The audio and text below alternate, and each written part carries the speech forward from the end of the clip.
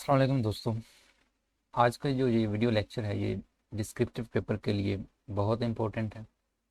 हर वो शख्स, हर वो कैंडिडेट जो डिस्क्रिप्टिव पेपर की तैयारी कर रहा है और इंग्लिश की तैयारी के हवाले से ये आज का लेक्चर आपके लिए बहुत ही मुफीद रहेगा, बहुत फ़ायदेमंद रहेगा। ख़ास तौर पर जो CSS और PMS के स्टूडेंट्स हैं उनके लिए। तो हर वो एस्पायरेंट जो डिस्क्रिप्टिव पेपर की तैयारी करना चाहता है और उसमें इंग्लिश की जो ग्रामर एरर्स होती हैं उनसे बचना चाहता है, तो उनके लिए आज का ये वीडियो लेक्चर एक गिफ्ट के तौर पर है। मुझे उम्मीद है आपको आज का लेक्चर बहुत अच्छा लगेगा। वीडियो शुरू करने से पहले मैं आप लोगों से रिक्वेस्ट करूंगा कि चैनल को लाजमी सब्सक्राइब कर लें ताकि हर आने वाली वीडियो आप देख पाएँ। तो चलिए लेक्चर शुरू करते हैं जी। आज के इस वीडियो लेक्चर में जैसा कि आप लोगों के साथ आपने थंबनेल में देखा है कि मैंने 5 रूल्स डिस्कस करने हैं ग्रामर के, जो आपके लिए काफ़ी मुफीद रहते हैं डिस्क्रिप्टिव पेपर के हवाले से। तो आप इन्हें अच्छी तरह से ज़हन नशीन कीजिएगा, नोट कर लीजिएगा। सबसे पहला जो रूल आप लोगों के साथ मैं डिस्कस करूंगा वो एक सेंटेंस के ज़रिए से डिस्कस करूंगा। सेंटेंस है हमारे पास, a brother of my servant killed his friend yesterday. ठीक है, कि मेरा जो सर्वेंट है, ठीक है, a brother of my servant, मेरे सर्वेंट के भाई ने किल कर दिया है किसको, हिज फ्रेंड को, एस्टरडे। मेरे सर्वेंट के भाई ने अपने सर्वेंट को मार दिया, कत्ल कर दिया, कल की बात है। ठीक है, अब आप देखें कि इस सेंटेंस में क्या एरर है, क्योंकि CSS के जो स्टूडेंट्स होते हैं उनके लिए ऐसे में बहुत ज़्यादा ग्रामर की मिस्टेक होती हैं। तो अगर आज आप ये पांचों रूल्स सीख लेते हैं तो आई श्योर कि आपकी काफ़ी ज़्यादा ऐसे में जो आने वाली एरर्स थी वो उनसे आप बच पाएंगे। तो सबसे पहली जो आपके इस सेंटेंस में एरर है, जो आपके साथ मैंने पहला रूल डिस्कस करना है, वो ये है कि जब कभी भी आपको ये सेंटेंस में स्ट्रक्चर मिले कुछ इस तरह से कि जिसमें आपके सामने एक नाउन दे रखा हो, ठीक है, उसके बाद आगे चल के प्रेपोजिशन ऑफ दे रखी हो और उसके बाद आगे चल के फिर कोई पर्टिकुलर नाउन दे रखा हो,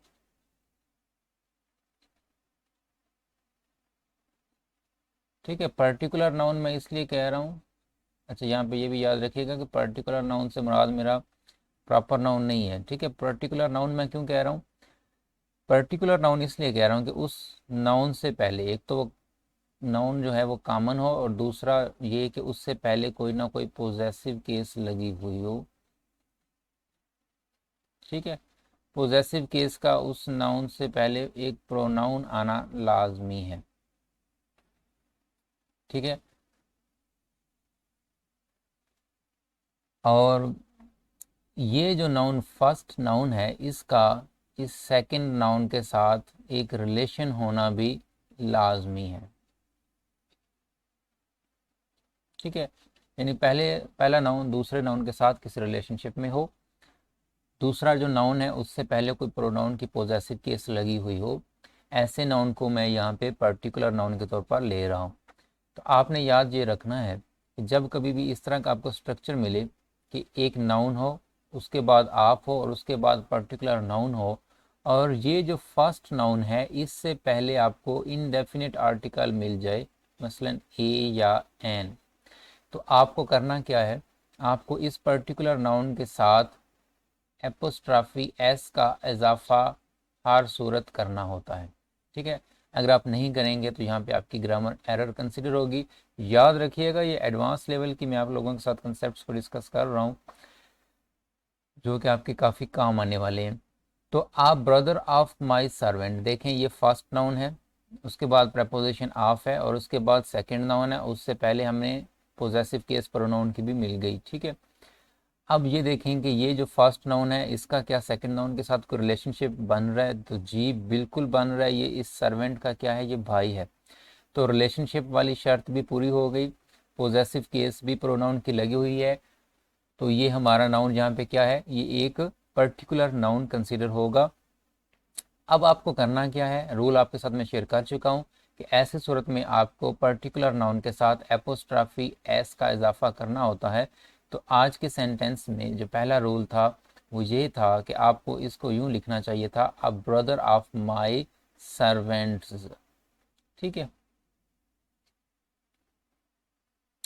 ठीक है, a brother of my servants killed his friend yesterday. तो आपका ये पहला रूल था, मैं उम्मीद करता हूँ आपको काफ़ी अच्छा लगा होगा।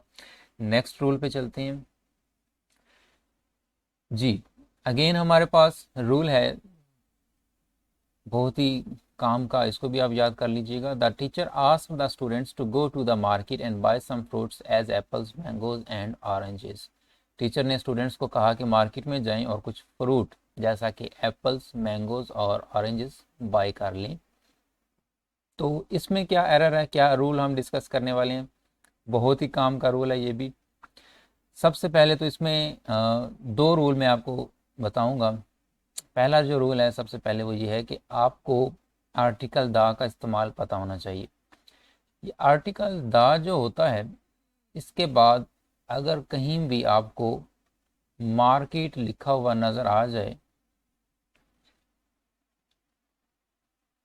ठीक है, मार्केट हो, गार्ड लिखा हो, हेल लिखा हो,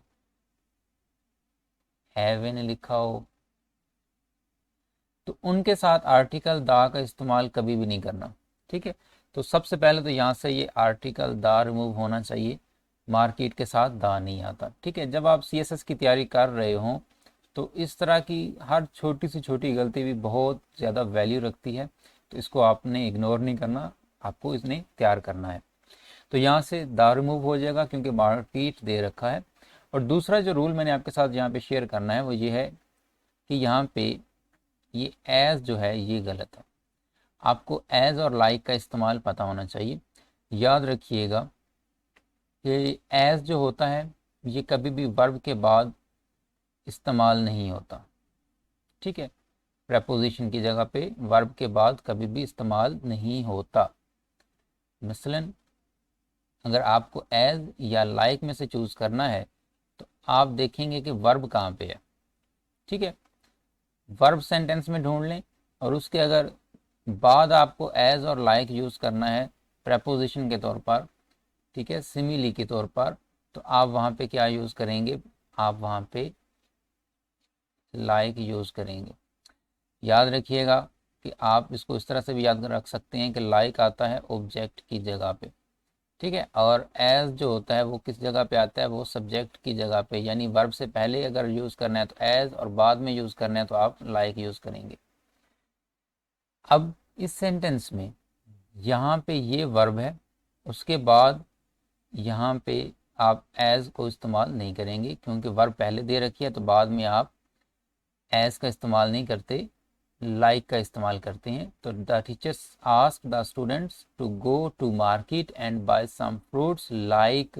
ठीक है, याद रखिएगा जैसे कि इस सेंस में वर्ब के बाद हमेशा हमें लाइक इस्तेमाल करना है। जब भी जैसे के का सेंस मिले वर्ब के बाद हमेशा आपको लाइक ही यूज़ करना है, तो यहाँ पे एज रिमूव हो जाएगा। अच्छा, दूसरी चीज़ यहाँ पे ये भी याद रखिएगा, एज जो होता है वो वर्ब के बाद इस्तेमाल हो भी सकता है, लेकिन वहाँ पे वो एक कंजंक्शन के तौर पर यूज़ होगा, यानी उसके दोनों तरफ क्लास दे रखी होंगी। एक क्लास यानी यहाँ पे लिखी हुई होगी, ठीक है, उसके बाद दरमियान में आपको यहाँ पे एज मिलेगा और आगे फिर एक क्लास दे रखी होगी। अब क्लास कहते किसे हैं जी, सब्जेक्ट प्लस वर्ब के पेयर को हम क्लास कहते हैं। तो दो क्लास के दरमियान में एज आ सकता है, इसकी भी एग्जांपल ले लें।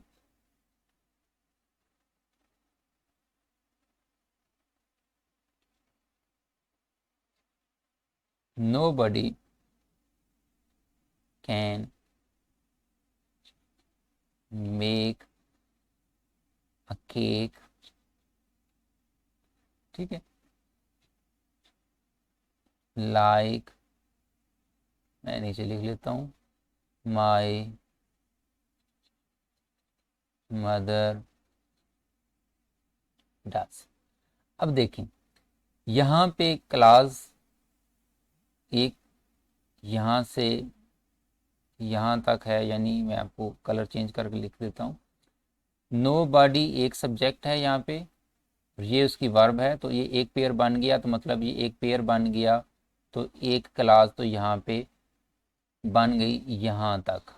ठीक है, ऑब्जेक्ट साथ ही इसका कंसिडर होगा, तो एक क्लास आपकी यहाँ से यहाँ तक बन गई।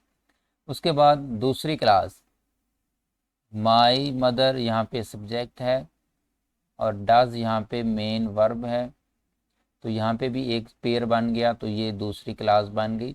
दरमियान में दो क्लास को जोड़ने वाला वर्ड कौन सा होना चाहिए था? एज होना चाहिए था, यहाँ पे लाइक नहीं आ सकता। याद रखना है आपने कि एज कंजंक्शन के तौर पर हमेशा यूज़ होता है, लाइक कंजंक्शन के तौर पर कभी भी यूज़ नहीं होता। यानी अगर दो क्लास दे रखी हैं तो उनके दरमियान सिर्फ और सिर्फ एज का इस्तेमाल किया जाता है, लाइक का इस्तेमाल नहीं किया जाता। और अगर आपने जैसे के का सेंस लेना है तो फिर वर्ब के बाद आप हमेशा लाइक को इस्तेमाल करते हैं। मैं उम्मीद करता हूँ आप इसकी समझ आ चुकी होगी। नेक्स्ट चलते हैं जी। I have an 8 years old son. ठीक है, अब आपको यहाँ पे क्या समझना है? आपने याद रखना है कि यहाँ पे जो चीज़ समझने वाली है वो है एज। ये अक्सर स्टूडेंट्स में गलतियाँ पाई जाती हैं इस तरह की कि वो क्या करती हैं, वो देखते हैं जी 8 लिख रखा है, तो 8 के बाद नाउन चूँकि काउंटेबल है ईयर, तो इसकी प्लूरल वो बना देते हैं, 8 ईयर्स लिख देती हैं, तो ये यहाँ पे गलत है। दोस्तों याद ये रखिएगा कि जब कभी भी आपकी एज एडजेक्टिव के तौर पर यूज़ हो तो वहाँ पे वो कभी भी प्लूरल यूज़ नहीं की जाती। एडजेक्टिव क्या होता है? एडजेक्टिव ये कि जो नाउन को क्वालिफाई करता है उसे हम क्या कहते हैं? एडजेक्टिव कहते हैं। अब यहाँ पे 8 जो है ये एक एडजेक्टिव है, न्यूमेरिकल एडजेक्टिव जिसे कहते हैं। ठीक है, अगर आपका सेंटेंस यहाँ पे ख़त्म हो रहा होता ना 8 years, I have an 8 years, suppose कर लें यहाँ पे अगर आपका ख़त्म हो रहा होता तो फिर तो मैं ईयर्स कर देता। मसलन अगर सेंटेंस होता आई हैव 8 पेन और सेंटेंस फुल स्टॉप होता, आगे ख़त्म हो रहा होता, तो फिर चूंकि 8 एक से ज़्यादा नंबर को शो करता है तो मैं यहाँ पे इस नाउन को प्लूरल कर देता, आई हैव 8 पेन्स। ठीक है, लेकिन अगर इस नाउन के बाद आगे एक और कोई नाउन दे रखा हो तो फिर ये जो दरमियान वाला नाउन होता है इसको हम कभी भी प्लूरल हालत में नहीं रखते। याद रखना है आपने इसको हमेशा, फिर आप सिंगुलर लेते हैं।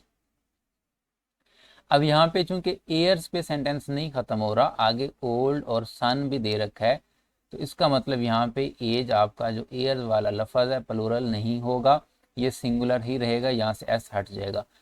आई हैव एन 8 year old सन, यूं आपका सेंटेंस फ्रेम होगा। दूसरी चीज़ यहाँ पे याद आपने ये रखनी है कि जब भी आपके सेंटेंस में एक न्यूमेरिकल एडजेक्टिव दे रखा हो, ठीक है, उसके बाद जब नाउन यूज़ किया जाता है तो उस नाउन के दरमियान हम हाइफन का इस्तेमाल लाजमी करते हैं। हाइफन क्या होता है? इस अलामत को हम हाइफन कहते हैं। मिसाल है I went on a 4 day trip. अब दोस्तों यहाँ पे आपको मैं ये चीज़ तो ऑलरेडी समझा चुका हूँ कि 4 days नहीं करना आपने, क्योंकि इसके बाद ये एक और नाउन मौजूद है, तो यहाँ पे ये डेज नहीं रहे होगा, ये सिंगुलर हालत में ही यूज़ किया जाएगा, क्योंकि यहाँ पे ये डे जो है एक नाउन नहीं, एक्चुअल में यहाँ पे ये एक एडजेक्टिव है और एडजेक्टिव की कभी प्लूरल फॉर्म नहीं होती।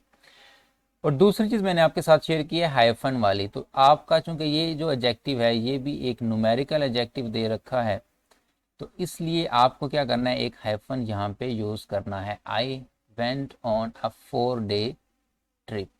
ठीक है, मैं उम्मीद करता हूँ आपको इसकी समझ आ चुकी होगी। अब जो हमारा एक्चुअल सेंटेंस है उसकी करेक्शन पे आते हैं, तो हमारा जो एक्चुअल सेंटेंस था उसकी करेक्शन यूँ होनी चाहिए थी, आई हैव एन 8, यहाँ पे हाइफन, उसके बाद एयर्स का एस हट जाएगा, air, I have an 8 year। यहाँ पे एक और एडजेक्टिव भी दे रखा है तो इसके दरमियान भी हाइफन, और सन चूंकि नाउन है तो यहाँ पे ओल्ड के बाद हाइफन नहीं लगाएंगे आप, तो आपका सेंटेंस इस तरह से करेक्ट हो जाएगा। ठीक है, यहाँ पे डे के बाद नाउन आ गया है, यहाँ पे भी अगर एक और एडजेक्टिव होता तो मैं डे के बाद भी हाइफन इस्तेमाल कर देता। इस तरह के यहाँ पे ये एक और एडजेक्टिव था तो मैंने इसको भी दोबारा से एक और हाइफन दिया है। ठीक है, तो ये हाइफन का इस्तेमाल और प्लूरल करने वाला जो इस यूज़ है इसको आप याद रखिएगा कि जब भी नाउन कोई भी एडजेक्टिव की जगह पर यूज़ किया जा रहा हो, एडजेक्टिव के तौर पर यूज़ किया जा रहा हो, तो वो कभी भी प्लूरल यूज़ नहीं किया जाता। उम्मीद करता हूँ आपको सेंटेंस की समझ आ चुकी होगी। नेक्स्ट चलते हैं दोस्तों। नेक्स्ट स्लाइड पे है मेरे पास, I now you are capable to pass the test. ठीक है, अब इसमें जो हमने रूल डिस्कस करना है वो भी आप लोगों के साथ में शेयर करता हूँ। काफ़ी काम का मज़े का रूल है। देखें, अक्सर ये गलती दे दी जाती है, पीपीएससी के एमसीक्यूज में भी ये गलती दी जाती है करेक्शन के तौर पर, और स्टूडेंट्स भी अक्सर ये गलती करते हैं डिस्क्रिप्टिव राइटिंग में कि कैपेबल के बाद वो क्या यूज़ करते हैं, कैपेबल के बाद वो इन्फिनिटिव यूज़ कर देते हैं। और याद रखना है कि आपने कैपेबल जो वर्ड है इसके बाद आगे चल के कभी भी इन्फिनिटिव, इन्फिनिटिव किसे कहते हैं, मैं इन्फिनिटिव के तौर पर शॉर्ट फॉर्म में लिख देता हूँ कि टू प्लस वी फास्ट। ठीक है, कैपेबल के बाद कभी भी टू प्लस वी फर्स्ट आपको इस्तेमाल नहीं करना, ये गलत स्ट्रक्चर है। आपको कैपेबल के साथ हमेशा आगे चल के प्रेपोजिशन ऑफ और उसके बाद वर्ब की आईएनजी फॉर्म का इस्तेमाल करना होता है। तो यहाँ पे जो गलती है वो आपको मिल चुकी होगी कि यहाँ पे कैपेबल दे रखा था तो उसके बाद टू पास नहीं आना चाहिए था, यहाँ पे होना चाहिए था capable of passing the test. ठीक है, I know you are capable of passing the test. मैं जानता हूँ कि आप लोग टेस्ट पास करने की सलाहियत रखते हैं।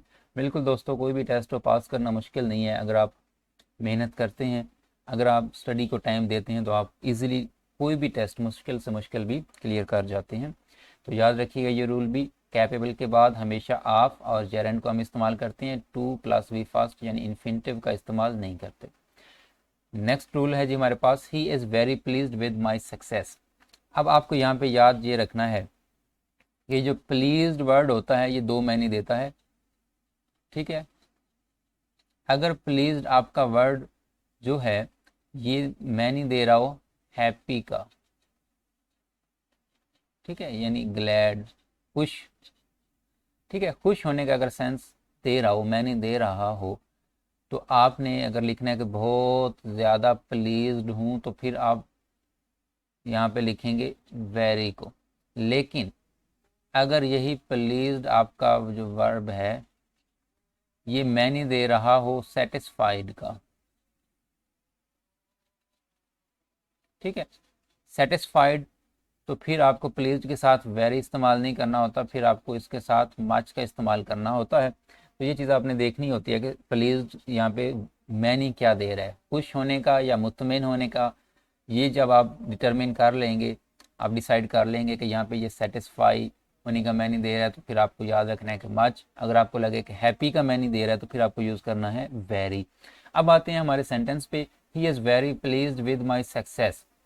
ठीक है, तो यहाँ पे क्या सेंस मिल रहा है, यहाँ पे ये सेंस मिल रहा है कि वो मेरी जो कामयाबी है,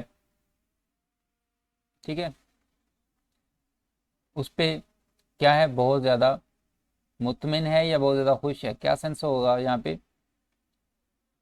यहाँ पे सेंस आ रहा है खुश होने का, कि वो मेरी कामयाबी पर बहुत ज़्यादा खुश है।